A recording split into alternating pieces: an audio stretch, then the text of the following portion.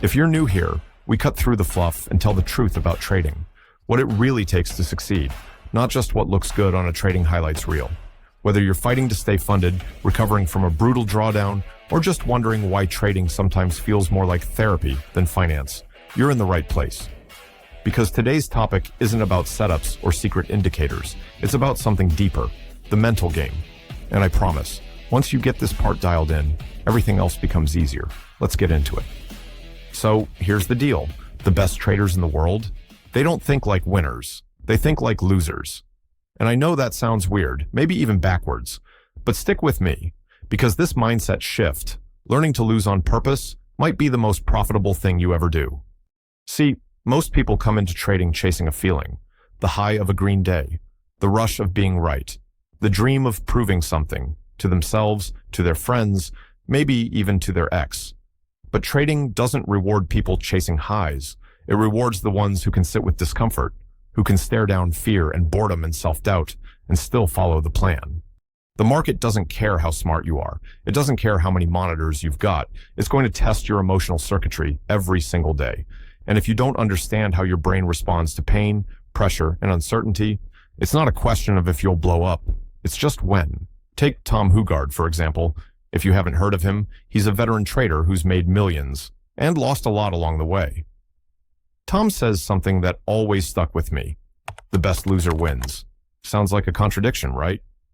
But what he means is this. Trading isn't about avoiding loss. It's about learning to lose without losing your mind. Let me explain. Tom once lost $127,000 in a single day. Not because he was reckless, not because he ignored his edge. He was right about the market direction, but wrong about the timing. It gapped against him overnight. And poof, 6 figures gone before he could even blink.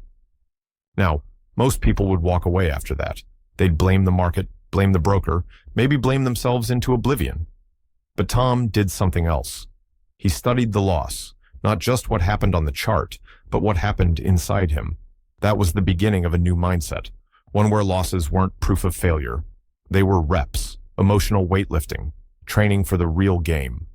Here's what most traders don't get. You're not just trading a strategy, you're trading your nervous system. Every time your heart races during a pullback, every time your hand hovers over the close button, every time you get stopped out and immediately try to get it back. That's not logic. That's trauma. That's cortisol, adrenaline, your inner child screaming, "Fix this now." You can't outsmart that, but you can train it. Tom ran an experiment on himself. He tracked his heart rate during trades, resting 65 beats per minute. During a win, 72. During a loss, 138. His body literally thought it was running from a predator. And yet, we expect to make rational, strategic decisions in that state? Come on. Now, here's where it gets interesting. Tom started doing something called loss therapy. Every week, he'd fund a $500 account and deliberately lose the whole thing by Friday. Not by being stupid, by taking valid setups with oversized position sizes. Why? To rehearse the pain, to make friends with it. The results? After 6 weeks, real losses didn't sting anymore. Revenge trading dropped 80%. And, get this, his discipline skyrocketed, because he wasn't scared of red days anymore. Think about that. We practice everything else in trading. Chart time, backtesting, journaling. But how many of us practice losing? Professional athletes do. Navy SEALs do. Even surgeons rehearse worst-case scenarios. Why shouldn't traders? Another trick Tom used, he added a circuit breaker. Before placing any trade, his platform forces a 60-second delay. And in that minute, he asks himself 3 questions. Is this my setup or my emotion? What would I tell a student to do? Can I afford to be wrong, both financially and emotionally? That 1-minute pause saved him over $500,000. $500,000. From just slowing down. Now let's talk about the dark side of winning. There was a time when Tom was winning 17 trades in a row. He posted every single one on social media, got hundreds of likes. The dopamine was real. And then he lost it all in a single revenge trade. And you know what he did the next day?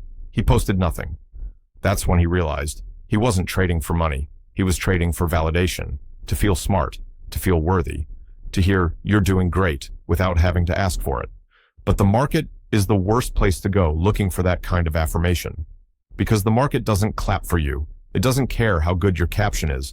It just reflects your internal state. So Tom flipped the script. He started asking, would I still trade if no one ever knew the results? That question burned, but it helped him stop performing and start trading.